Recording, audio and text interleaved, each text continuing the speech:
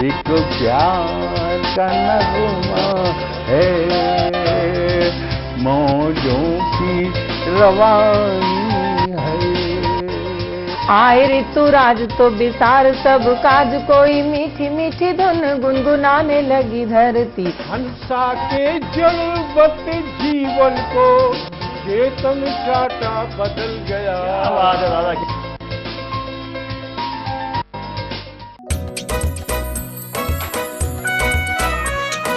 हर पल मस्ती और रंगीन विद सतमोला नमकीन, इससे बेटर है नथिंग। सतमोला नमकीन डिफरेंट टेस्ट है बेमिसाल, पनीर भुजिया भी कमाल, इसके टेस्ट के सब शौकीन। हाँ सतमोला नमकीन, सतमोला स्वीट्स एंड नमकीन, इससे बेटर है नथिंग। हाँ सतमोला नमकीन।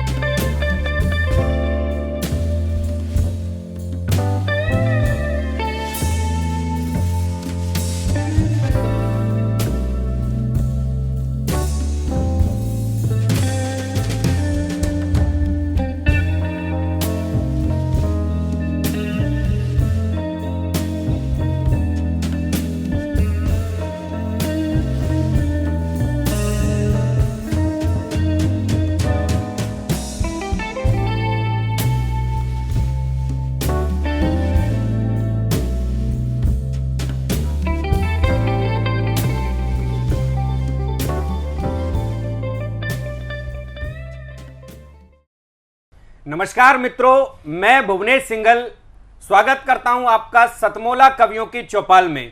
नई महफिल, नए रंग, नए कवियों के साथ आपके बीच में उपस्थित हैं। मैं पहले छोटा सा एक परिचय अपने कवियों का करा देता हूं। मेरे बाहिनी ओर बैठे हैं विनय विनम्र जी, औज के वीर रस के देश के बड़े कवि हैं, पूरे देश में जो अपनी कविताओं के लिए जाने जाते हैं। विनय विनम्र जी का स्वागत करता हूं, अभिनंदन करता हूं। उनके ठीक बाईं ओर बैठी हैं दीपाली जैन जिया जी, सुमधुर स्वर की धनी, बहुत अच्छी कविताएं, गीत लिखती हैं, गजल लिखती हैं। मैं स्वागत करता हूं उनका। मेरे दाएं ओर बैठे हैं रसिक गुप्ता जी, अंतर्राष्ट्रीय कवि के रूप में, हास्य व्यंग के बड़े कवियों के रूप में पूरे देश में नहीं बल्कि विदेशों तक में जो जाने जाते हैं, और एक विशेष परंपरा का निर्वहन जो हमारी संस्कृति में रहा है, गुरु और शिष्य परंपरा का, उस निर्वहन को भी बखूबी निभा रहे हैं। आपके आज साहित्य जगत में अनेकों शिष्य हैं जो आपसे कविता का कैखे गए सीखते हैं और वहां से पीएचडी कर निकलकर जब टीवी पर आते हैं, मंचों पर आते हैं, पूरे देश में जाने जाते हैं, तब कहीं लगता है कि एक देश का बड़ा कवि हमारे बीच में उपस्थित है। और मेरे दाहिनी ओर बैठे हैं प्रवीण आर्य जी, जिनको आप पर्दे पर बहुत कम देख पाते होंगे, मगर देश के बड़े कवि होने के साथ में एक मेरे लिए विशेषकर इस समय हर्ष का विषय यह है कि इस कार्यक्रम की जो रूपरेखा बनाते हैं, जिनके मस्तिष्क की ये इस कार्यक्रम उपज है, सतमोला कवियों की चौपाल के संयोजक आज कवि के रूप में हमारे बीच में, मैं हार्दिक स्वागत करता हूं उनका। चलिए कविता की महफिल को आगे बढ़ाते हैं, कविता के माध्यम से आपके दिलों में उतरने का प्रयास करते हैं। आप श्रोताओं से मन मांगता हूं, आपका ध्यान मांगता हूं, आपकी ऊर्जा मांगता हूं, थोड़ी देर हमसे जुड़िए। एक देश के बड़े कवि से जुड़ने जा रहे हैं हम। विनय विनम्र जी को सबसे पहले आवाज दूं, उससे पहले 4 पंक्तियां उनके तेवर की कहता हूं कि राम करे श्याम करे करे सब देवता। ये आह्वान की 4 पंक्तियों से आपको जोड़ना चाहता हूं और विनय विनम्र जी को बुलाना चाहता हूं।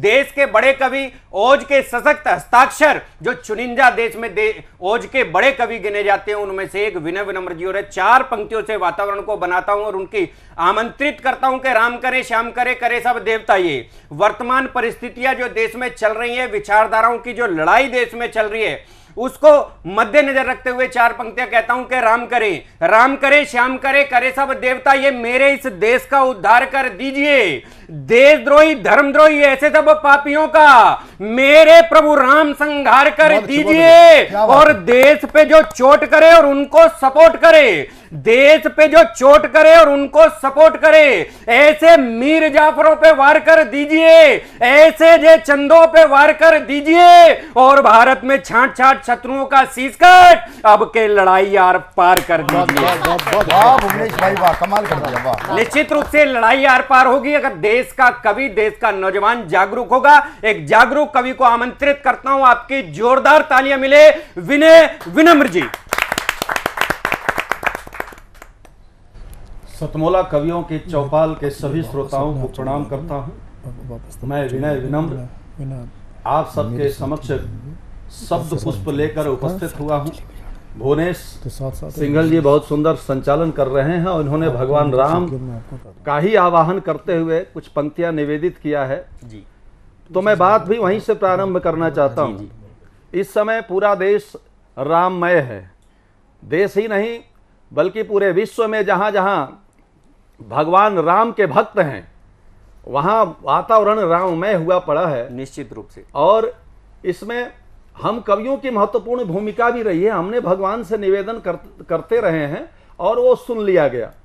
परिस्थितियां कुछ इस प्रकार हैं, 4 पंक्तियों से बात प्रारंभ करता हूं कि सुलझा विवाद श्री राम जन्मभूमि वाला बन रहा मंदिर है जय सिया राम की। सुलझा विवाद श्री राम जन्मभूमि वाला बन रहा मंदिर है जय सिया राम की। नाच नर नारी झूम धरती को चूम चूम देवगण बोले जय जय अयोध्या धाम की। हिंदू हो या मुस्लिम सिख या ईसाई भाई आरती उतारे माता सरयू के नाम की। आरती उतारे माता सरयू के नाम की। ऐसा लगता है मानो सारा जग बोल रहा हुई न जो राम की तो काया किस बहुत बढ़िया, बहुत बढ़िया। भुवनेश जी के पंक्तियों के इर्द गिर्द ही रहने का प्रयास है। और हमने भगवान राम से निवेदन भी किया कि प्रभु, हमने लिखा था वो पंक्ति आज सुनाना चाहता हूं। हम बहुत प्रसन्न हुए कि रक्षा करो कष्ट हरो सुन लो पुकार प्रभु मचा हाहाकार घोर अंधकार छाया है। रक्षा करो कष्ट हरो सुन लो पुकार प्रभु मचा हाहाकार घोर अंधकार छाया है। अंक कलिकाल के पलटने लगे हैं नाथ राजाओं ने प्रजाओं के कोष को चुराया है। कामिनी कंचन कीर्ति व्याप्त जन जन में है। राक्षसों ने साधुओं के रक्त को बहाया है। स्वाद और शक्ति के विवाद में पड़ा है राष्ट्र मिथ्या महारानी बनी सत्य को हराया है। मिथ्या महारानी बनी सत्य को हराया है। अब तो आपको आना ही पड़ेगा प्रभु कि अत्याचारों के चंगुल में फंसी है भारत माता। क्या हो रहा है इस समय? लोग समझ नहीं पा रहे हैं, भ्रमित किया जा रहा है। हम आपके लाभ की बात करते हैं, आप ट्रेन जला देते हैं जी। क्या संस्कार हमारे बहुत अच्छे, बहुत अच्छे, करने जा रहे हैं? बहुत सटीक प्रहार किया है, बहुत सटीक प्रहार है। आपके घर में हम पैसा भेजना चाहते हैं, सरकारी योजनाओं को लाना चाहते हैं, आप ट्रेन जलाते हैं, आप पत्थर मारते हैं उन यात्रियों पर। निवेदन करना चाहता हूं मातृभूमि की ओर से कि अत्याचारों के चंगुल में फंसी है भारत माता। माता का दुख दर्द प्रभु अब हमसे सहा न जाता। ऐसे दुष्टों का विनाश आवश्यक है, क्षमा कीजिएगा। आताताई हमारा भाई ही क्यों न हो, लेकिन उसका विनाश बिल्कुल आवश्यक होता है, क्योंकि आताताइयों का न कोई धर्म है न कोई रिश्ता है। तब कहना चाहता हूं कि अत्याचारों के चंगुल में फंसी है भारत माता, माता का दुख दर्द प्रभु अब हमसे सहा न जाता। क्या बात। माता का दुख दर्द प्रभु अब हमसे सहा न जाता, अनुनय विनय विनम्र धनुष पे वान चढ़ाना होगा। क्या बात है, वाह वाह। अनुनय विनय विनम्र धनुष पे वान चढ़ाना होगा। हे तुलसी के राम तुम्हें कलयुग में आना होगा, हे सीता के राम तुम्हें कलयुग में आना होगा, हे दशरथ के राम तुम्हें कलयुग में आना होगा, हे हनुमत के राम तुम्हें कलयुग में आना। जय श्री राम, जय श्री क्या राम। बात है, क्या बात है, वाह, विनय वाह। विनम्र जी ने पूरा वातावरण भक्ति में कर दिया, राम में कर दिया। मुझे एक छंद याद आता है कि राम के दीवाने बनो, प्रेम के खजाने बनो, राम राम राम राम राम गुण गाइए। आपने जो राम की बात की, उसी बात को आगे बढ़ाता हूं 4 पंक्तियों के माध्यम से, छंद के माध्यम से, कि राम करें, राम के दीवाने बनो, राम के दीवाने बनो, प्रेम के खजाने बनो, राम राम राम राम राम गुण गाइए। दिलों में बसा के राम, होठों पे सजा के नाम, जीवा में मधुरता के स्वाद को जगाइए, और फिर देखो मेरे राम कर देंगे सारे काम। एक बार राम जी का ध्यान तो लगाइए, एक बार राम जी का ध्यान तो लगाइए, और सबकी है शान राम मेरे भगवान राम, राम जी का काजिए राम राज लाइए। वाह वाह वाह वाह क्या वाह बात है, क्या बात है। निश्चित रूप से वाह। इस राष्ट्र के अंदर राम राज्य आएगा, इसी आशा के साथ मैं एक हास्य कवि को बुलाना चाहता हूं, रस को परिवर्तन करना चाहता हूं। थोड़ा सा हमारे बीच में अंतरराष्ट्रीय कवि श्री रसिक गुप्ता जी हैं, हास्य की ओर लेकर आना चाहता हूं। विभिन्न विधाएं कविता के अंदर, साहित्य के अंदर मानी जाती है, उनमें से एक हास्य रस है जो इस समय वर्तमान परिस्थितियों में बेहद प्रासंगिक लगता है। जब लोग अवसाद से घिरे हों, तब कहीं जाकर यदि उनके चेहरे पर कोई मुस्कान लाने का साहस करता है, तो वो ऐसे हमारे बीच में रसिक गुप्ता जी है। मैं उनको आमंत्रित करता हूं, आपकी जोरदार तालियां मिले बड़े कवि को, रसिक गुप्ता जी। आज हमारे पिता तुल्य अभिजीत गोखले जी का सानिध्य हमें मिल रहा है, तो 4 पंक्तियां आपके चरणों में समर्पित करता जी। कि पिता के स्नेह का दरिया सदा दिन रात चलता है, पिता के स्नेह का दरिया सदा दिन रात चलता है, दुआ लेकर करो देखो हमेशा काम फलता है, कि पानी की जगह जिसने है अपने खून से सींचा, पिता वो पेड़ जिसकी छांव में परिवार फलता है। क्या बात। पिता वो पेड़ बहुत अच्छी जिसकी छांव में परिवार फलता है। माता और पिता दोनों एक ही गाड़ी के 2 पहिए हैं। तब मैंने माँ शब्द जो है वो दुनिया का सबसे छोटा शब्द, लेकिन पूरा ब्रह्मांड जिसके अंदर समा सकता है, 4 पंक्तियों में मैंने वो परिभाषा देने की कोशिश की कि तन की शीतलता ही मन में प्रेम बीज बो सकती है। तन की शीतलता ही मन में प्रेम बीज बो सकती है, क्रोध अग्नि को बस एक पल में शीतलता खो सकती है, बहुत अच्छे, बहुत अच्छे। और कण कण में शीतलता लेकर भले हिमालय खड़ा हुआ, हिम से शीतल इस दुनिया में केवल माँ हो सकती है। केवल माँ हो सकती है। हिम से बहुत शीतल बढ़िया। इस दुनिया में बहुत अच्छे केवल भाई। माँ हो सकती है।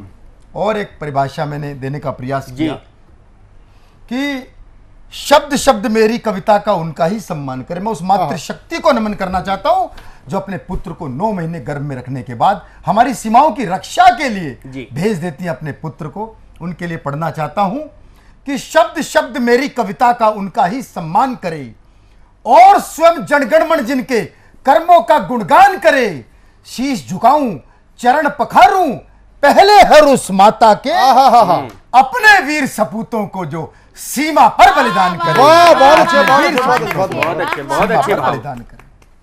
माता और पिता दोनों ही एक गाड़ी के 2 पहिए, और मैंने कहीं 4 पंक्तियां लिखी कि कुदरत ने सृष्टि चक्र संभाला नहीं होता, कुदरत ने सृष्टि चक्र संभाला नहीं होता, रातों में तिमिर दिन में उजाला नहीं होता। क्यों हम माता पिता का दर्जा भगवान से ऊपर देते हैं कि कुदरत ने सृष्टि चक्र संभाला नहीं होता, रातों में तिमिर दिन में उजाला नहीं होता, कितना भी सर झुका लो किसी तीर्थ पर मगर माँ बाप से बढ़कर के शिवाला नहीं होता। माँ बाप से बढ़कर के शिवाला नहीं होता। बहुत अच्छे। और ये हमारे देश का दुर्भाग्य है कि उस माता पिता को जिसे हम भगवान से ऊपर मानते हैं, जब उन्हें सबसे अधिक आवश्यकता बुढ़ापे में हमारी होती है उस अपने पुत्रों की, तब वृद्धाश्रम खोल दिए गए ऐसे, वहां उन्हें भेज दिया जाता है। मैं धिक्कार उन पुत्रों पर देता हूं और 4 पंक्तियां पढ़ता हूं। स्वागत स्वागत। कि जिसने गढ़ा वजूद तुम्हारा, भाव उन्हीं के पढ़े नहीं। बिल्कुल। जिसने गढ़ा वजूद तुम्हारा, भाव उन्हीं के पढ़े नहीं।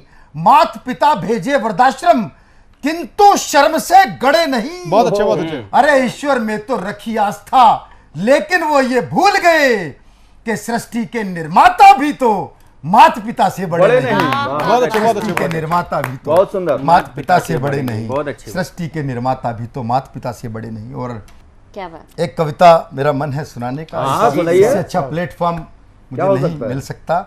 और हास्य और उसकी बात हमारे भाई जी जी। भुवनेश जी ने की, तो प्रारंभ करता हूँ एक हास्य स्वागत। कविता। स्वागत। स्वागत। कि हमने स्टेशन जाने के लिए सामान हाथ में लिया।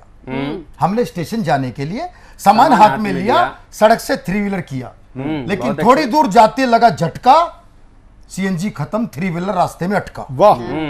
मैंने कहा 3 व्हीलर वाले भी 100 की सीएनजी भरवाते हैं, छोटा रिचार्ज कराते हैं। इस नादान को समय की कीमत का पता होता तो 3 व्हीलर में सवारियां क्यों ढोता। मन से न जाने क्या क्या निकला, बेवकूफ अनपढ़ गंवार, मजबूरी में एक टैक्सी पर होना पड़ा सवार। भले ही कोई कितना बड़ा नवाब हो, पर क्या करें प्रवीण भाई जब किस्मती खराब हो। बहुत बढ़िया। अच्छा है, अच्छा है। सड़क के बीच में खड्डा, खड्डे में पत्थर, पत्थर पर टैक्सी का पहिया चढ़ गया, पुराना घिसा हुआ टायर वहीं फट गया। वाह। मैंने कहा टैक्सी वाले भी ना कमाल है, मीटर से ज्यादा पैसे लेने के बाद भी इनका ये हाल है। चाहे कितना भी कमा ले, सारी जिंदगी यूं ही धक्के खाएगा, और इसे तो खुद केजरीवाल भी आके नहीं सुधार पाएगा। अच्छा है। और मेरी ट्रेन छूट गई तो इसके बाप का क्या जाएगा। टैक्सी वाले ने फटे टायर की जगह स्टेपनी चढ़ाई। टैक्सी वाले ने फटे टायर की जगह स्टेपनी चढ़ाई, फुल स्पीड से टैक्सी दौड़ाई। स्टेशन पहुंचते ही मैं प्लेटफॉर्म की तरफ भागा, लेकिन ट्रेन नहीं पकड़ सका, मैं भागा। सारे रास्ते ऑटो व टैक्सी वालों को भरा बुरा कहते घर आया, तो परिवार के सभी सदस्यों को रोते हुए पाया। सबको रोता देख मेरा ध्यान अपनी टेंशन से हट गया, और बेटे ने बताया जिस ट्रेन से मुझे जाना था उस ट्रेन में बम फट गया। जिस ट्रेन से मुझे जाना था वाह। उसमें बम फट गया। बहुत अच्छा। और सबको लगा बापू का टिकट कट गया। आंखों के आगे काले बादल छाने लगे। अचानक आंखों के आगे काले बादल छाने लगे, और जिस ऑटो व टैक्सी वालों को अब तक रावण समझता रहा, उनमें राम नजर आने लगे। बहुत अच्छे भाई, बहुत अच्छे क्या भाई। बात है। बहुत बढ़िया। मन में कई तरह के विचार आए, काश कोई इन आतंकवादियों को जाकर समझाए कि इन बमों का प्रयोग हो, कि इन बमों का प्रयोग हो दुर्गम पहाड़ों को चीरकर रास्ता बनाने में, ना कि जिंदा इंसानों के चिथड़े उड़ाने में। वाह। जिंदा इंसानों बहुत के सुंदर व्यंग, बहुत सुंदर। ना कि जिंदा इंसानों के चिथड़े उड़ाने में। बहुत अच्छे रसिक भाई। चलिए अब मैं थोड़ा सा रस परिवर्तन करते हुए देश की हास्य की, व्यंग की, समसामयिक विषयों पर लिखने वाली देश की एक बड़ी कवित्री दीपाली जैन जिया जी को आमंत्रित करना चाहता हूं। आपका भरपूर स्नेह आपकी तालियों के माध्यम से उनको मिले। मैं आमंत्रित करता हूं दीपाली जैन जिया जी। मित्रों, जैसा कि हम सभी जानते हैं कि अभी कुछ दिन पहले पितृ दिवस था, और आज हमारे साथ स्टूडियो में हमारे पिता तुल्य श्री अभिजीत गोखले जी की उपस्थिति है। तो मैं सबसे पहले 4 पंक्तियां अभिजीत जी को समर्पित करना चाहती हूँ, पिता को समर्पित करना चाहती हूँ। कहती हूँ कि अपनी हर एक चिंता को पर्दे में रखते बाबूजी, अपनी हर एक चिंता को पर्दे में रखते बाबूजी, मैं जाती तो दफ्तर को भी घर सा करते बाबूजी, और रात यदि गलती पर डांटें सुबह बुलाकर लाड़ करें। याद यदि गलती पर डांटें सुबह बुलाकर लाड़ करें, माँ शीतल मट्ठे सी लगती, मक्खन लगते बाबूजी। माँ शीतल मट्ठे सी मक्खन लगते बाबू। बहुत बहुत धन्यवाद। और जैसा कि प्रवीण जी ने भूमिका में कहा कि हास्य पढ़ती हूँ, तो आज हास्य की बात करूंगी, जिसकी सब जानते हैं कि राजनीति मुझे लगता है आज के समय में राजनीति में न रहकर बाकी सब जगह रह गई है। घर में सास बहू और जेठ और देवरानी की राजनीति हो रही है, ऑफिसों में कर्मियों की और बॉस की राजनीति हो रही, तो हर जगह राजनीति है। तो राजनीति से ही 4 पंक्तियां उठाकर आपके बीच रखती हूँ, देखिएगा। कहती हूँ, राजनीति राजनीति गाए चले जा रहे हैं, नीति फेल हो गई है, लुट गया राज जी। बात ही बना रहे हैं, बातों की ही खा रहे हैं, किया नहीं कभी कोई ढंग वाला काज जी। और रायता समेटने को सड़कों पे लेटे रहे, कि रायता समेटने को सड़कों पे लेटे रहे, आती नहीं चमचों को कभी देखो लाज जी। और ईडीजी से चाहे बच्चे जाओ ये नमूने पर, कि ईडीजी से चाहे बच्चे जाओ ये नमूने पर, फंसवा ही देंगे तुम्हें, देखना जो विराज जी। क्या बात, बहुत धन्यवाद। और जैसा कि हम सभी जानते हैं कि बिहार में विध्वंस मचा हुआ है, लेकिन मुझे लगता है कि यदि भूले भटके से भी ये स्थिति यूपी में कर दी जाती तो जो उनका हश्र होता उस सबसे हम वाकिफ हैं। और मुझे गर्व है हमारे मुख्यमंत्री जी पर। मैं उन्हीं के लेकर के एक गीत, एक हास्य गीत आपके बीच रखना चाहती हूँ। जी जी, स्वागत। बाबा बुलडोजर वाला, बाबा बुलडोजर वाला, ऐसा जादू कर डाला, थर्राए सारे सुन के नाम, करते हैं जो भी काले काम, बाबा बुलडोजर वाला। पत्थर फेंके जुम्मे को या फिर दंगे भड़का दे, बाबा बुलडोजर वाला हर एक की वाट लगा दे, अच्छे अच्छों के ढीले पेचों को टाइट करा दे, अच्छे अच्छों के ढीले पेचों को टाइट करा दे। तौबा तौबा चिल्लाएं, तौबा तौबा चिल्लाएं, सूजे तन को सहलाएं, मलते जाए हैं झंडुबा, करते हैं जो भी काले काम, बाबा बुलडोजर वाला कैसा जादू कर डाला, थर्राए सारे सुन के नाम, करते हैं जो भी काले काम।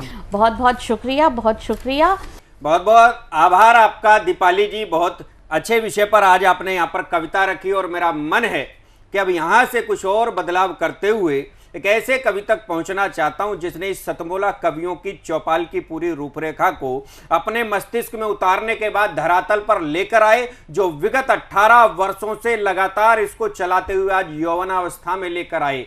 देश के लगभग 10,000 से अधिक कवियों को जिन्होंने इस मंच से अपनी बात रखने का अवसर दिया और समाज में जाकर जागृति लाने का एक बड़ा संकल्प, बड़ा अभियान चलाने वाले प्रवीण आर्य जी को आमंत्रित करना चाहता हूं। यूं तो बहुत सारी कविताएं वो लिखते हैं, मगर मेरा विशेष मन है, एक बार बहुत पहले कहीं मैंने उनका एक गीत सुना था, बहुत प्रेरणा देने वाला गीत है। उसकी पंक्तियां मुझे कुछ कुछ ध्यान आती हैं। वो एक लिखी थी मैंने कि मैं उजालों से दीप करके, ऐसी कुछ था प्रवीण भाई आपका, मैं उजाला दीप का हूँ, मैं उजाला दीप का हूँ, याद आती है। वो पंक्तियां बड़ी अच्छी लगती थी मुझे। वो गीत का मैं उनसे आग्रह करना चाहता हूँ, वो गीत अवश्य सुनाए। इसके अलावा जो आपका मन हो, जोरदार तालियों से आमंत्रित कीजिए प्रवीण आर्य जी।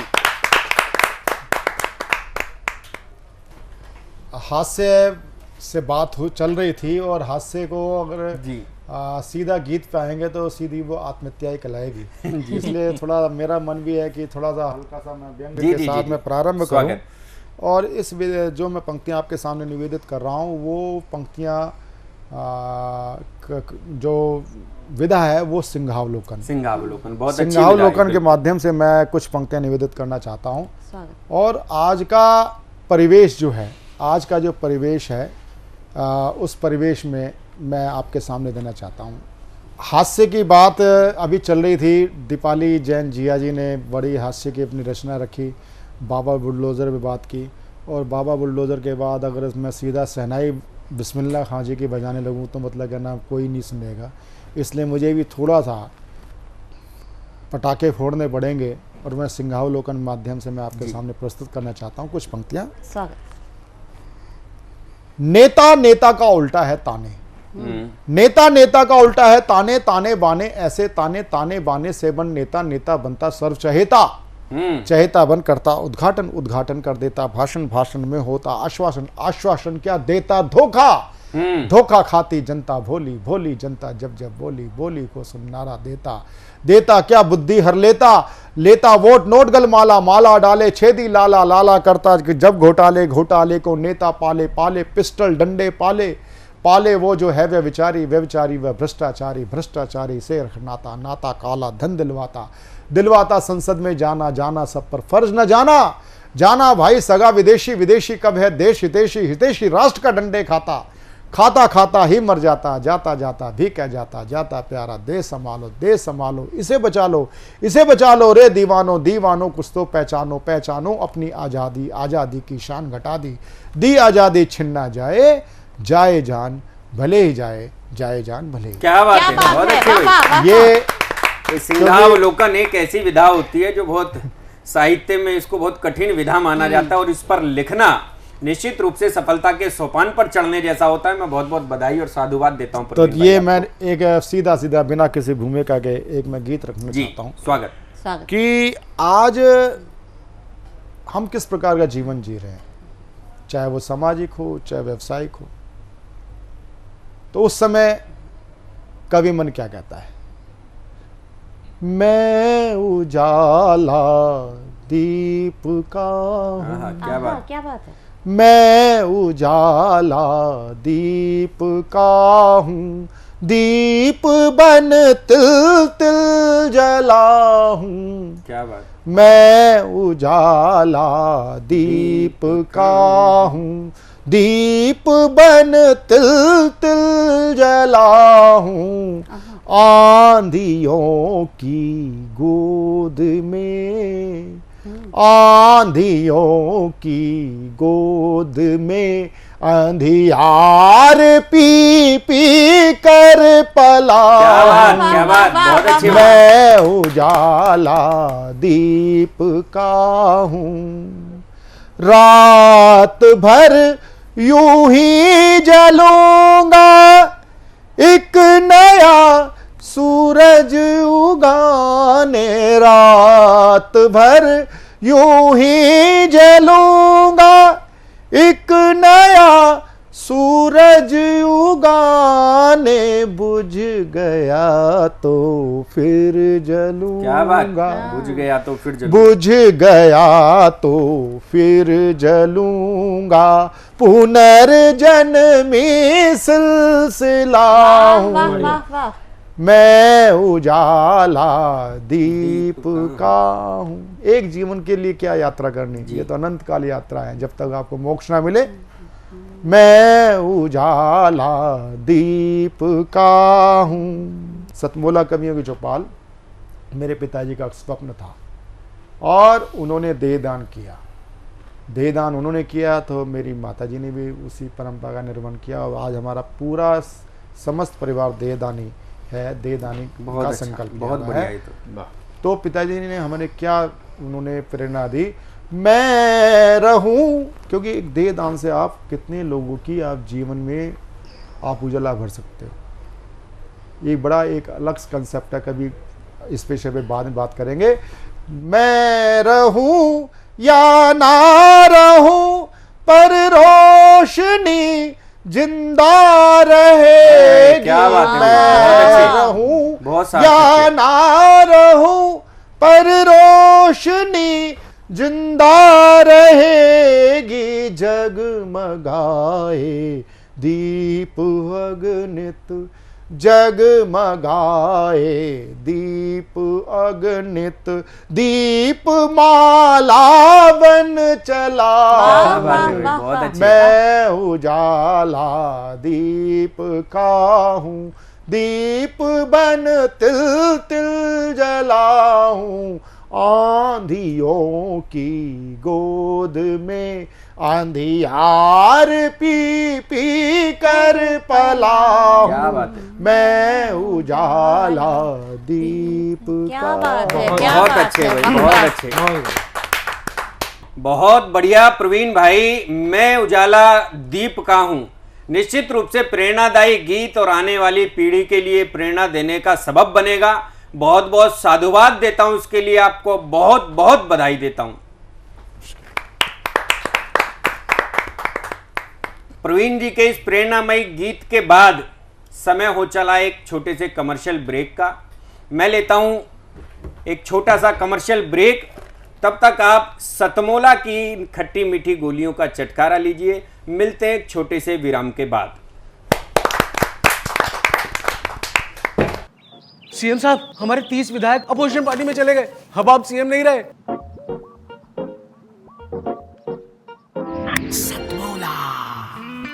तो अब नया सीएम कौन बन रहा है? चल सतमोला खाओ, कुछ भी बचाओ।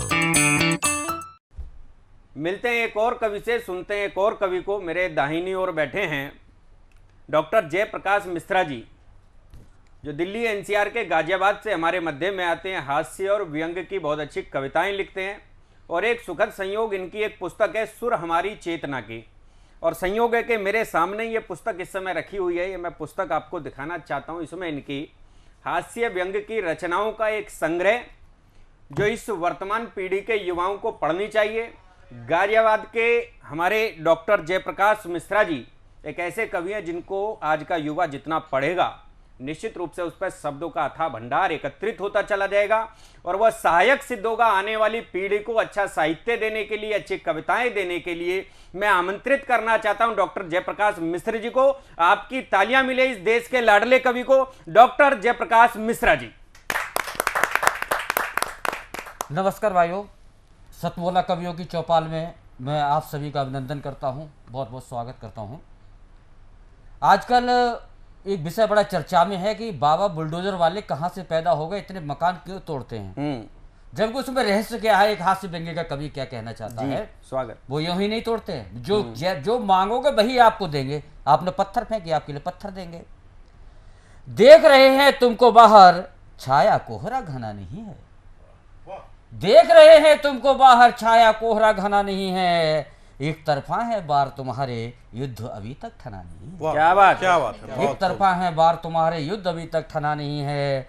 तुम जो बांटोगे वही मिलेगा, पत्थर के बदले पत्थर।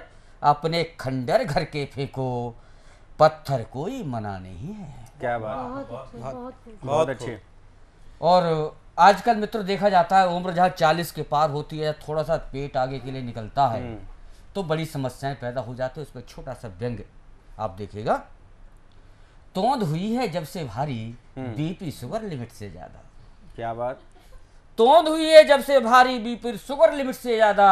डॉक्टर देते रोज दवाई, नुस्खे बता वैद्य जी हारे। वाह वाह। नुस्खे बता वैद्य जी हारे। सूखी रोटी नीम करेला, फटा दूध सपरेटे वाला। सूखी रोटी नीम करेला, फटा दूध सपरेटे वाला। रबड़ी बर्फी और मलाई, घूर रहे हैं खड़े किनारे। क्या बात। पत्नी कहती कम कम खाओ, दौड़ लगाओ सांझ सवेरे। और आपको अंतिम पंक्ति में अगर लगे कुछ व्यंग्य आया है तो आपका आशीर्वाद चाहूंगा। जी। पत्नी कहती कम कम खाओ, दौड़ लगाओ सांझ सवेरे। गए टहलने सूनी सड़कें और पीछे पड़ गए कुत्ते सारे। क्या बात, वाह वाह, क्या बात, क्या बात, बहुत अच्छे। और मित्रों एक चीज़ और, हमारे समाज में बहुत बड़ी बुराई पनप रही है। अगर वो बुराई इस तरह हावी रही तो बहुत बड़ी दिक्कत हो जाए। इस बुराई पर जरूर थोड़ा संकेत करना चाहूँगा, उसके बाद मैं अपने व्यंग्य पाऊँगा। उजाली रात अंबर की, उजाली रात अंबर को बड़ा रंगीन करती है। अंधेरी रात सावन की हमें गमगीन करती है। तुम्हें कब मान देती है दया और भीख की रोटी, सियासत मुफ्तखोरी की बड़ी तौहीन करती है। क्या बात, बहुत अच्छी। सियासत मुफ्तखोरी की बड़ी तौहीन करती है। और मित्रों एक व्यंग्य के माध्यम से आजकल समाज में बहुत बड़ी विडंबनाएं चल रही हैं और ज़्यादातर परिवार उस बुराई से त्रस्त हैं। अच्छे हों बुरे हों, मैं ये नहीं कहता कौन त्रस्त है, लेकिन ज़्यादातर त्रस्त हैं। मैंने देखा, हकीकत में भोगा, वही रचना आपके सामने समर्पित कर रहा हूँ। धनी बाप का पढ़ा लिखा सा लड़का घोर आवारा था। धनी बाप का पढ़ा लिखा सा लड़का घोर आवारा था। लाड़ प्यार में पला बड़ा अधबूढ़ा मगर कुमारा था। बहुत अच्छे। लाड़ प्यार में पला बड़ा अधबूढ़ा मगर कुमारा था। माँ बापू की दौलत पर वह पूरी मौज उड़ाता था और धूर्त मवाली और गुंडों पर पानी की तरह। बहुत अच्छे भाई, बहुत बढ़िया। धूर्त मवाली और गुंडों पर पानी की तरह बहाता था। बड़ी कोशिशें की लेकिन रोक नहीं उसको पाए। बहुत कोशिशें की लेकिन रोक नहीं उसको पाए। चिड़ियों ने चुग खेत लिया फिर क्या होता है पछताए। क्या बात है, चिड़ियों ने जब चुग लिया। बहुत अच्छे, बहुत अच्छे। बद चलन प्रेम का सन्नों के कर धरती पड़ी तमाम गया, अब सन्नों से बनी सुनैना ने। जब आदमी गरीब होता है तो उसका नाम बड़ा छोटा सा होता है, संपत्ति आती नाम भी बहुत बड़ा हो जाता है, श्रीमान तो लग ही जाता है। सन्नों से बनी सुनैना ने कर नया रूप अख्तियार लिया, और दीपू के संग संग सपना को घर से ही धक्का मार दिया। क्या बात है, बहुत अच्छे। दीपू के संग संग सपना को घर से ही धक्का मार दिया। अब दीपू रोज सपना के आगे रोज रोज पछताता है, मजदूरी करता है दिन भर वही शाम को खाता है। क्या बात है, बहुत अच्छे। मैं कवि हूँ इसलिए कविता में अपना फर्ज निभाता हूँ, समझ सके कोई बापू मंच मंच चिल्लाता हूँ, हठी बालकों के हट से जब जब ममता झुक जाएगी, धनी बाप की अगली पीढ़ी दर दर ठोकर खाएगी। क्या बात है, बहुत अच्छे, बहुत अच्छे, बहुत बढ़िया। डॉक्टर जयप्रकाश मिश्रा जी ने अपने हास्य व्यंग के माध्यम से राजनीति पर भी प्रहार किया, तो दीपू के माध्यम से आम जनमानस की बात कहने की भी कोशिश की। निश्चित रूप से राजनीति में कहीं क्षरण हुआ तो आज विसंगतियां राजनीति पर हावी हुई। 4 पंक्तियां कभी मैंने लिखी इस विषय पर कि भूल चुके हो गौरव गाथा धरती के तुम भाल रहे हो। याद कीजिएगा अपने गौरवशाली इतिहास को, जब कहता हूं कि भूल चुके हो गौरव गाथा धरती के तुम भाल रहे हो, याद करो तुम पौरुष अपना वीर शिवा से लाल रहे हो, और सहनशीलता के वस्त्रों में, सहनशीलता के वस्त्रों में कायरता की गंध उठी है, और दूध पिलाकर गद्दारों को क्यों भारत में पाल रहे हो। क्या बात है, बहुत बढ़िया, क्या बात है। क्यों गद्दारों को पाल रहे हो। निश्चित रूप से जब देश की राजनीति अपने उस आदर्श को प्राप्त कर लेगी, अपने उस चरम को प्राप्त कर लेगी, जब भारत पुनः विश्वगुरु होगा, तो निश्चित रूप से समाज में परिवर्तन पुनः आपको सोने की चिड़िया की ओर लेकर जाएगा। ऐसे ही बात जब सोने की चिड़िया की करी तो विभिन्न प्रकार के रंग, विभिन्न प्रकार के रस इस भारत में बसते हैं। चिड़ियों की तरह चहचहाने वाली बहुत सुमधुर आवाज की धनी हमारे बीच में नूतन शर्मा जी दिल्ली से ही आती हैं, दिल्ली के यमुना विहार क्षेत्र में वर्तमान में रहती हैं। तो आवाज देता हूं नूतन शर्मा जी को, आपकी जोरदार तालियां मिले नूतन शर्मा जी। सतमोला प्रेजेंट कवियों की चौपाल में सभी का हार्दिक अभिनंदन करती हूँ, और सभी को तहे दिल से धन्यवाद करती हूँ कि वो सुन रहे हैं हमें जी। तो मैं गजल के पंक्तियों के साथ शुरुआत करना चाहूंगी। स्वागत। एक गजल मैं लिखूं, वो गजल तुम पढ़ो। क्या बात। एक गजल मैं लिखूं, वो गजल तुम पढ़ो, साज छेड़ूं अगर तो गीत कुछ लिखो। क्या बात। साज छेड़ूं अगर तो गीत कुछ कहो, जिंदगी पल में यूं ही गुजर जाएगी, कुछ कदम तुम चलो, कुछ कदम मैं क्या बात। कुछ कदम तुम चलो, कुछ कदम मैं चलूं, सीता मैं बन सजूं, राम तुम बन चलो, सीता मैं बन चलूं, राम तुम बन चलो, बाती में बन जलूं, दीप तुम बन चलो, रोशनी रोशनी हर पल झिलमिलाएगी, कुछ जतन तुम करो, कुछ जतन मैं करूं। बहुत अच्छे। कुछ जतन तुम करो, कुछ जतन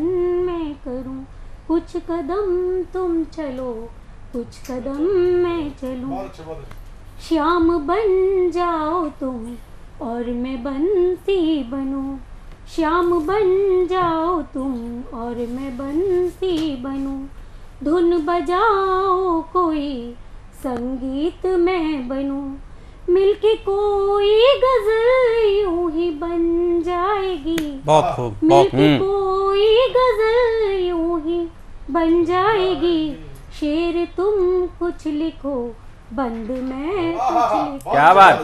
शेर तुम कुछ लिखो, बंद मैं कुछ लिखूं। और एक रचना प्रस्तुत करती हूँ, निवेदन चाहूंगी। यूं तो हर बार सामना हुआ दर्द से, यूं तो हर बार सामना हुआ दर्द से, पर आज दर्द से एक मुलाकात कर ली, पर आज दर्द से एक मुलाकात कर ली, वो तो अब तक मेरे अंदर ही दफन था यारो, मगर होने से मुलाकात दो बात कर ली। जब हुई मुलाकात दर्द से तो दर्द भी वाकिफ था मेरे दर्द से, जब हुई मुलाकात दर्द से तो दर्द भी वाकिफ था मेरे दर्द से। चंद घड़ी ठहरा ही था मेरे पास, चंद घड़ी ही ठहरा था मेरे पास, और वापस न जाने की बात कर ली। यूं तो हर दर्द का अपना अपना किस्सा है, यूं तो हर दर्द का अपना अपना किस्सा है। सुनाया दर्द का किस्सा दर्द ने मुझे, सुनाया किस्सा दर्द ने अपना मुझे, और सुनाते सुनाते रात कर ली। दर्द के उस फसाने में जो दर्द था या साहब, दर्द के उस फसाने में जो दर्द था साहब, उस दर्द के फसाने ने सारी किताब गढ़ ली। बहुत अच्छे। 4 पंक्तियां रखती हूँ। फिर एक दिन जाने लगा वो दर्द मुझे छोड़ के, जब फिर एक दिन जाने लगा छोड़ के वो दर्द यारो, तो फिर मैंने उसे रोक के चंद घड़ी और रुकने की बात कर ली। दोबारा फिर से न जाना हुआ उसका कभी, दोबारा फिर से न जाना हुआ उसका कभी, तो मैंने भी दोस्ती उस दर्द के ही साथ की। क्या बात, बहुत अच्छे, बहुत बढ़िया। चलिए, नूतन शर्मा जी ने बहुत अच्छी गजल यहाँ पर कही कि कुछ कदम तुम चलो, कुछ कदम हम चलें। संभावनाएं सदा जीवित रहती हैं, सुधार की प्रक्रिया भी सदा जीवित रहती है। और प्रवीण आर्य जी का तो ये विशेष लक्ष्य रहा है कि सतमोला कवियों की चौपाल के इस मंच पर जहां वरिष्ठ कवियों को यहां पर बुलाया जाता है, वहीं नए कवियों को, युवा कवियों को भी अवसर दिया जाता है। उनमें से एक नूतन शर्मा जी हैं, और अगले जिस कवि का मैं नाम लेना चाहता हूं, सुयश कुमार द्विवेदी जी, जिनके अंदर भविष्य का एक बड़ा कवि बनने की संभावनाएं असीम है। उनकी एक पुस्तक सपनों को अपने जी ले रे मेरे हाथ में इस समय है, सपनों को अपने जी ले रे। इसके शीर्षक से पता चलता है कि इसके अंदर किस प्रकार की कविताएं हो सकती हैं। संभावनाओं के धनी, शब्दों के चितेरे हमारे बीच में सुयश कुमार द्विवेदी। जोरदार तालियों से आमंत्रित कीजिए, सुनते हैं इस युवा कवि को, सुयश कुमार द्विवेदी। सतमोला कवियों के इस चौपाल में मैं सभी दर्शकों को सादर प्रणाम करता हूं। पितृ दिवस के अवसर पर पिता को समर्पित मेरी 4 पंक्तियां। छाँव में ही तुम्हारी मैं पलता रहा, थामे उंगली तुम्हारी मैं चलता रहा। छाँव में ही तुम्हारी मैं पलता रहा, थामे उंगली तुम्हारी मैं चलता रहा। कैसी हो मुश्किलें मैं तो बढ़ता रहा, संग तुम्हारे मैं गिरता संभलता रहा। मेरे खुशियों की तुम ही वजह हो, जहाँ हो जहाँ हो जहाँ हो, मेरे पापा तुम मेरी जहाँ हो, जहाँ हो जहाँ हो जहाँ हो, मेरे पापा तुम मेरी जहाँ हो। जब भी तन्हा था मैं तुम मेरे साथ थे, मेरे माथे पे हरदम ये तेरे हाथ थे। मैंने तुमसे है जाना अपने भगवान को, खास तुमने बनाया आम इंसान को। कैसे तुमको बताऊं कि तुम क्या हो, जहाँ हो जहाँ हो जहाँ हो, मेरे पापा तुम मेरी जहाँ हो। अब मेरी एक गीत है, मेरा एक गीत मैं आप सबके समक्ष प्रस्तुत करना चाहूँगा। मेरा फेवरेट गीत है, इसका शीर्षक है मेहनत रंग लाएगी। जब तूने ठान लिया है तो बढ़े जा बढ़े जा बढ़े जा, खुद को जान लिया है तो चलता चले जा चले जा। क्या बात। धीरे धीरे हर पल हर दम उड़े जा उड़े जा उड़े जा। सपनों की सुबह तेरी भी आएगी, मेहनत रंग लाएगी, मेहनत रंग लाएगी, बहुत अच्छा, मेहनत रंग लाएगी, मेहनत रंग लाएगी।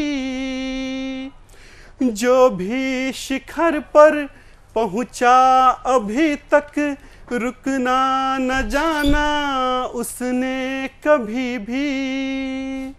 जो भी शिखर पर पहुंचा अभी तक रुकना न जाना उसने कभी भी।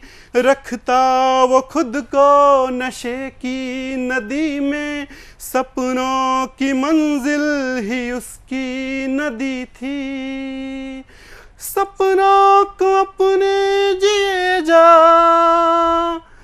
सपनों को अपने जिए जा, कदमों में तेरे वो गिर जाएगी। मेहनत रंग लाएगी, क्या बात, मेहनत रंग लाएगी। लहरों में जब भी मांझी फंसा है, हिम्मत ही उसका अब उसका खुदा है। लहरों को चीरा उनसे वो लड़कर, लहरों से निकला खुद के ही दम पर। हिम्मत से तू भी लड़े जा, लड़े जा, लड़े जा। तेरी भी नैया पार हो जाएगी। मेहनत रंग लाएगी, मेहनत रंग लाएगी, मेहनत रंग लाएगी, मेहनत रंग लाएगी, मेहनत रंग लाएगी, मेहनत रंग लाएगी। बहुत बहुत अच्छे, धन्यवाद। बहुत बढ़िया सुयश, बहुत अच्छे। तेरी नैया भी पार हो जाएगी, मेहनत रंग लाएगी, मेहनत रंग लाएगी। निश्चित रूप से जीवन के संघर्ष सदा जीवन में बने रहते हैं और उन संघर्षों से लड़ते हुए आगे जाना, जीवन को सफल करना, यही लक्ष्य इस जीवन का होता है। मगर इस संघर्षों में, इस जीवन की सापादापी में, मैं अक्सर कहा करता हूं कि आंख की पलकों से जो रस्सी बटेगा, कौन टिका रहेगा इन जीवन के संघर्षों में, कौन इस जिंदगी को सफल बना पाएगा। सुनिए देश का युवा, सुने इस बात को मेरी को, कि आंख की पलकों से जो रस्सी बटेगा, हड्डियों को वज्र सी पैनी करेगा। और नफरतों की आंधियों में सच यही है, नफरतों की आंधियों में सच यही है, वृक्ष जो मजबूत होगा वो बचेगा। बहुत बढ़िया, बहुत सुंदर।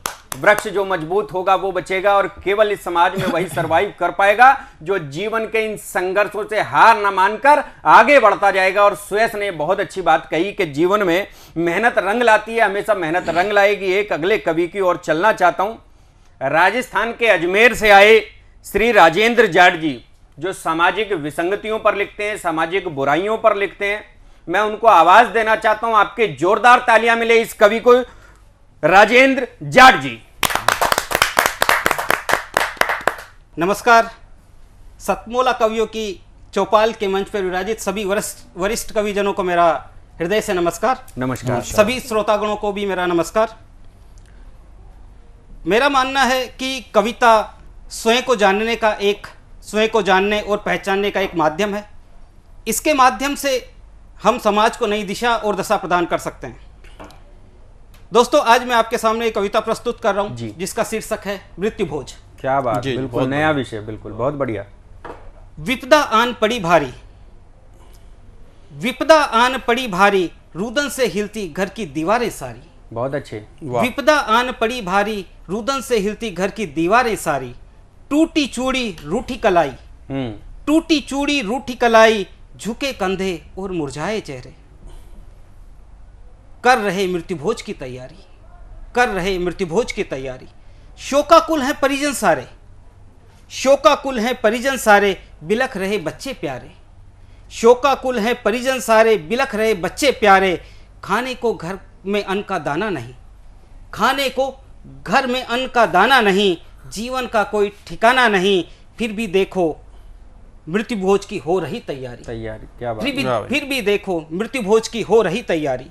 विकट परिस्थिति, विकट परिस्थिति है ये सामाजिक कुरीति, विकट परिस्थिति है ये सामाजिक कुरीति, बिगड़ती इससे परिवार की स्थिति, बिगड़ती इससे परिवार की स्थिति। मृत्यु बोझ है बड़ा आर्थिक बोझ, मृत्यु बोझ है बड़ा आर्थिक बोझ, फिर कैसी ये समाज की दकियानुसी सोच।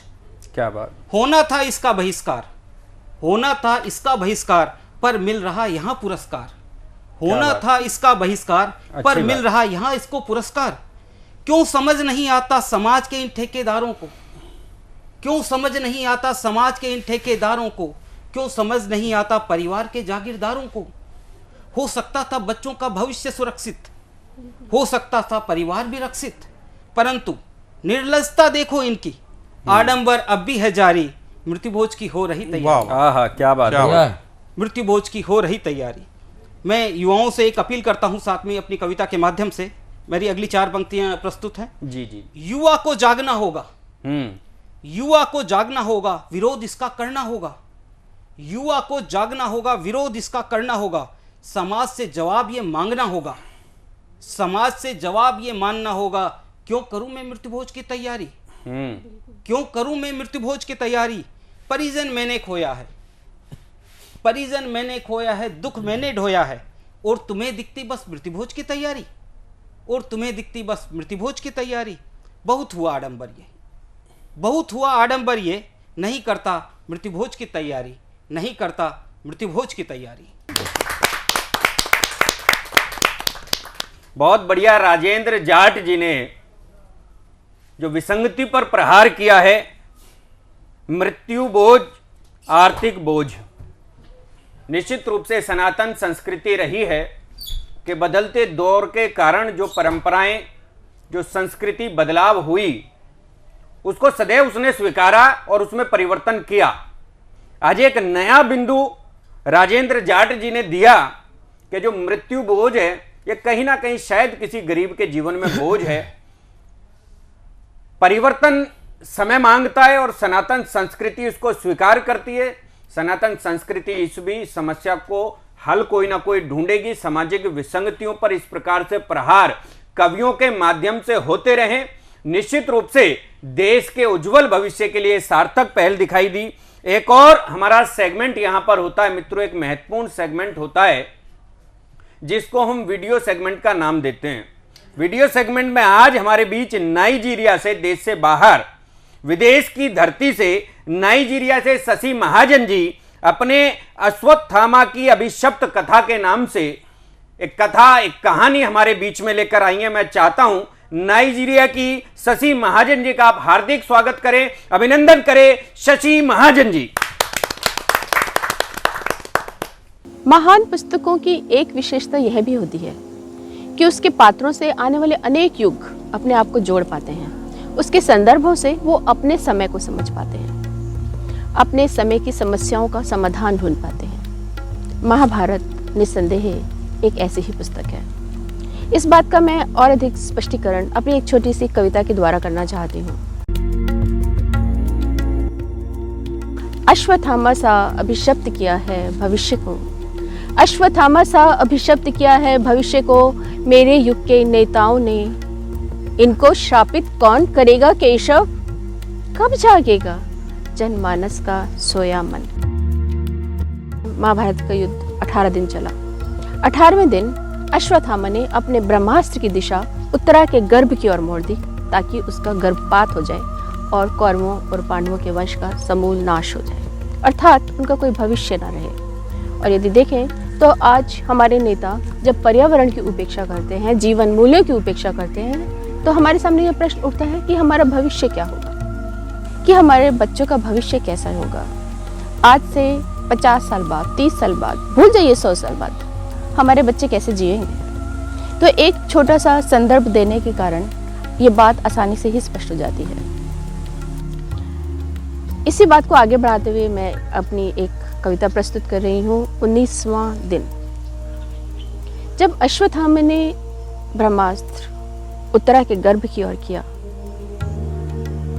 तो केशव उससे बहुत क्रोधित हो गए, वो बहुत दुखी हो गए। उन्होंने उसको श्राप दिया कि वो कभी मृत्यु को प्राप्त नहीं होगा। उसके घाव सदा रिश्ते रहेंगे, अर्थात वो हमेशा पीड़ित रहेगा। इसे मैंने अश्वत्थामा की कल्पना कलयुग के रूप में करी है। अश्वत्थामा एक ऐसे व्यक्ति थे जो कुंठित थे, वो ईर्ष्या से ग्रस्त थे। उन्हें इस बात से ईर्ष्या थी कि अर्जुन उनसे अधिक धनुर्धर क्यों है, दुर्योधन उनसे अधिक संपन्न क्यों है। वह अपने आप को स्वीकार नहीं कर पाते थे, वे दुखी थे, वे दूसरों का नाश करना चाहते थे क्योंकि वह स्वयं से संतुष्ट नहीं थे। और यदि देखा जाए तो कलयुग यही है जिसमें हम अपने आप को स्वीकार नहीं कर पाते। हम दूसरों को देख रहे हैं, हमें लगता है बाहर की चीजें आ जाने से हम सुखी हो जाएंगे, जबकि सुख हमारे भीतर है। 19वां दिन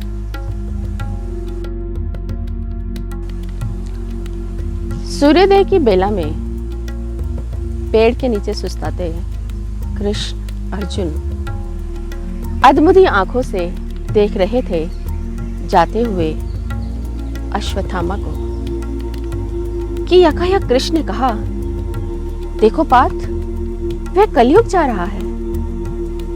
द्वापर में जीवन मूल्यों से बड़े हो उठे थे जीवन के स्वार्थ, भावनाओं को साधने वाली हमारी सभ्यता भावनाओं की दास हो उठी थी और हम उस उमड़ती बाढ़ को रोक नहीं पाए थे। आपकी आंखें नम है प्रभु, अर्जुन ने कहा। हाँ पार्थ, विचलित हूं पहली बार, दिशाहीन होती इस संस्कृति का प्रतिनिधित्व अब ईर्ष्या और असुरक्षा से लदा यह कुंठित द्रोण पुत्र करेगा। अब युद्ध के समय ये तुम्हारी तरह प्रश्न नहीं उठाएगा, अपने स्वार्थ को अपना अधिकार समझ अहंकार से थरथराएगा। यह जानेगा तो सब कुछ, पर मानेगा कुछ भी नहीं। सूरज चढ़ आया था। चलिए प्रभु, अर्जुन ने कहा। हाँ पार्थ, चलो, प्रयत्न भी शेष है, प्रयत्न भी शेष है। बहुत बढ़िया शशि महाजन जी, अश्वत्थामा की अभिशप्त कथा को जिस प्रकार से मार्मिक चित्रण आपने यहाँ पर प्रस्तुत किया, मैं बहुत बहुत बधाई देता हूँ, साधुवाद देता हूँ आपको मित्रों। और हमारे कवियों की चौपाल के जो भी श्रोता, सतमोला कवियों की चौपाल के जो भी श्रोता इस कार्यक्रम को हमारे को देख रहे हैं, नमस्कार। सतमोला कवियों की चौपाल के सभी दर्शकों का हार्दिक अभिनंदन है। सतमोला कवियों की चौपाल का यह अनुष्ठान 18 वर्ष से निरंतर चल रहा है और हम धीरे धीरे अगस्त की ओर बढ़ रहे हैं, तो यानी कि हम 19वें वर्ष में प्रवेश करने जा रहे हैं। ये हमारा परम सौभाग्य है। सतमोला कवियों की चौपाल में एक हम ऐसे सुयश राजनेता साहित्यिकी जिनका पक्ष मजबूत है, प्रबल है और अनेक मंचों पर हमने मंच साझे किए हैं, साथ रहे हैं, चाहे वो मॉरिशस का विश्व हिंदी सम्मेलन हो। और सबसे बड़ी बात है कि साहित्य का जो निहितार्थ है वो होता है लोकहित, लोक मंगल कामना रखने वाला व्यक्ति ही साहित्यकार हो सकता है। पत्रकार जो देखता है, जो सुनता है, वो लिखता है, और जो साहित्यकार है जो देखता है, सुनता है, उसके साथ विवेक और लोकहित जुड़ जाता है, तो वो साहित्यकार होता है। ऐसे साहित्यकार बड़े भाई सरीखे मेरे मित्र, सुप्रसिद्ध राजनेता, जनता दल यू के आप प्रधान महासचिव हैं। आप विगत में पूर्व में अनेक बार लोकसभा सांसद और राज्यसभा सांसद रहे हैं और अनेक विश्व हिंदी सम्मेलन में भी आपने भारत का प्रतिनिधित्व किया है। एक बार तो प्रतिनिधित्व करने का मुझे सुअवसर प्रदान हुआ, पिछला अभी मॉरिशस में विश्व हिंदी सम्मेलन था, हम एक साथ सहभागी थे और वहीं से मेरा परिचय सघन रूप से हुआ। जानता तो मैं वैसे को 1988 से हूँ। ऐसे सफल सुयश राजनेता, साहित्यिक राजनेता का नाम होता है श्री केसी त्यागी जी। केसी त्यागी जी आज हमारे कार्यक्रम में हैं। मैं उनका बहुत बहुत आपका स्वागत, अभिनंदन करता हूं और मैं कामना करता हूं कि आज जो सतमोला कवियों की चौपाल आज जो सजी है उसमें आप हमारे कार्यक्रम के लिए, नवांकुर बच्चों के लिए, नवांकुर बच्चा 60 साल का भी हमारे पास है, जिसने कविता लिखनी अभी प्रारंभ की है, जिसको अभी कविता का अभी बीजारोपण हुआ है, चाहे वो 60 साल का हो 70 साल का, वो नवांकुर ही होता है। और लेकिन ये पहला ऐसा निर्भीक कार्यक्रम है जो ऐसा दुस्साहस करता है कि नवांकुर लोगों को लेकर के कविता पाठ का कार्यक्रम कराना। तो ऐसे कार्यक्रम की शुभेच्छा के लिए सुपथ पे ये कार्यक्रम चलता रहे, सुपथ पे कार्यक्रम चलता रहे, क्योंकि मैंने जो आपके अंदर जो एक विशेषता देखी, आप पंडित दीनदयाल उपाध्याय जी का एक एकात्म मानववाद का एक मंत्र था कि जब पंक्ति के अंतिम व्यक्ति तक सरकारी पक्ष का लाभ हो और सरकारी योजनाओं का सभी परमार्थ का लोकहित जब पंक्ति के अंतिम व्यक्ति तक पहुंच जाए, तब एकात्म मानववाद को हम सफल मान सकते हैं, अन्यथा ये सब मिथ्या है। और ऐसे चिंतन रखने वाले लोहियावादी प्रसिद्ध चिंतक केसी त्यागी जी को मैं आमंत्रित करता हूँ आशीर्वचन के रूप में, शुभेच्छा के रूप में अपने कुछ शब्द हमें कहें। श्री केसी त्यागी जी। धन्यवाद प्रवीण आर्य जी, आपने मुझे एक सुंदर और आकर्षक कार्यक्रम में मुझे आमंत्रित किया। सतमौला कवियों की चौपाल के नाम से, जो काफ़ी लंबे समय से संचालित है। मेरी जानकारी में आया कि लगभग 710 के करीब इसके अब तक एपिसोड तैयार हो चुके हैं और नए नए कवियों को आप इसमें प्रोत्साहन देते हैं। इसकी उम्र भी काफ़ी लंबी है। आपने अभी साहित्य का और पत्रकारिता का भी जो अंतर है उसको स्पष्ट किया। पत्रकारिता एक पर्टिकुलर विषय को लेकर के संचालित होती है, जबकि साहित्य जो है समूचे समाज की वेदना को अपने अंदर समेटे रहता है। किसी कवि की एक लाइन है कि तार से जो निकली है वो धुन सबने सुनी है, साज पे जो गुजरी है वो किस दिल को पता है। अशकों में जो पाया है वो गीतों में दिया है, इस पर भी सुना है कि जमाने को गिला। तो समाज का जितना भी दर्द होता है, जितनी भी संवेदनाएं होती हैं, जितने भी अंतर्विरोध होते हैं, जितनी भी तकलीफें होती हैं, जितने भी मर्म होते हैं, कभी उसको आत्मसात करता है और फिर उसको अंदर अंदर अपने उलेट करके फिर उसकी अभिव्यक्ति जो है, जैसे तार से निकलती है धुन, ऐसे ही उसी को अपने शब्दों में, अर्थों में वो जनता के सामने लाता है। तब कविता का जन्म होता है, तब साहित्य का निर्माण होता है। आपके कार्यक्रम में राकेश जी हैं, गुप्ता जी जो इसके संपादक हैं, फिर जी तो आपके यहाँ अनिल वित्तल जी हैं और भुवनेश सिंगल जी जो प्रधान संपादक हैं। और आपकी टीम ने जिस तरह के इतनी एपिसोड किए हैं, ये मेरी जानकारी में नहीं था, मैं इसके लिए आपको बधाई देता हूँ। और इस समय मातृभाषा हिंदी को लेकर के भी एक बहस चली है। पिछले दिनों हमारे गृह मंत्री जी ने कोई वक्तव्य दिया हिंदी की प्रमुखता को लेकर के, हिंदी की प्रधानता को लेकर। आज़ादी के आंदोलन में भी जब महात्मा गांधी जी से पूछा जा रहा था तो उन्होंने कहा कि जैसे ब्रिटेन में अंग्रेजी है, जर्मनी में जर्मन है, मुस्लिम कंट्रीज में उर्दू, फारसी, अरबी है, ऐसे ही भारत अगर आज़ाद होगा तो इसकी प्रधान भाषा हिंदी होगी। इसी संदर्भ में मुझको प्रवीण जी के साथ इस हिंदी सम्मेलन में जाने का मौका मिला।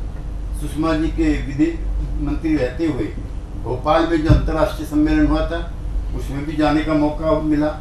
और मेरा जो राजनीतिक जीवन है आपके इसी शहर गाजियाबाद से शुरू हुआ 1967 में, जब डॉक्टर राम मनोहर लोहिया और दीनदयाल उपाध्याय जी के नेतृत्व में अंग्रेजी हटाओ का कार्यक्रम शुरू हुआ था।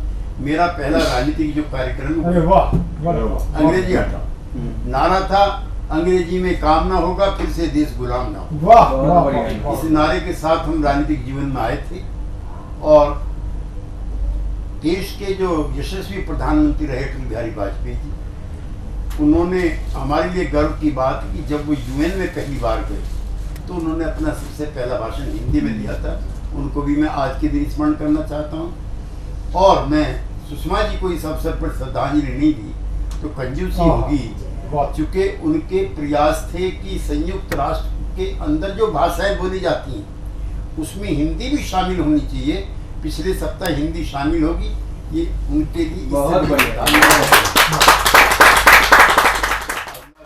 आज अब जो मेरे साथ हैं इस कार्यक्रम के लिए विशेष, जिनका मैं आभार इसलिए व्यक्त नहीं कर सकता क्योंकि वो खुद मेरे साथ इस कार्यक्रम का भार 18 वर्ष से आप अपने कंधे पे आपने चढ़ा रखा है। और ये सामूहिकता के भाव, आप एक एंगल साधना टीवी है, राकेश गुप्ता जी हैं, एक एंगल श्री अनिल कुमार मित्तल जी हैं, सतमोला है, और एक एंगल कवियों की चौपाल है।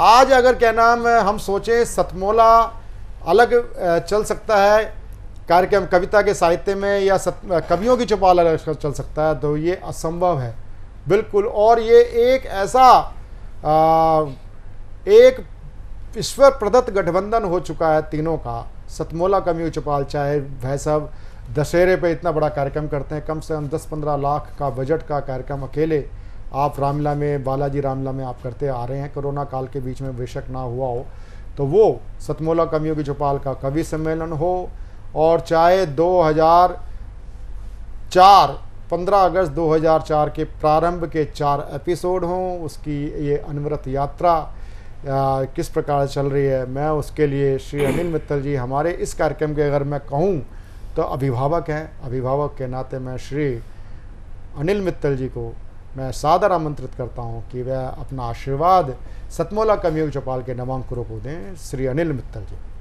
नमस्कार, मैं अनिल मित्तल, चेयरमैन सतमोला ग्रुप, सतमोला कवियों के चौपाल के सभी दर्शकों का स्वागत करता हूं।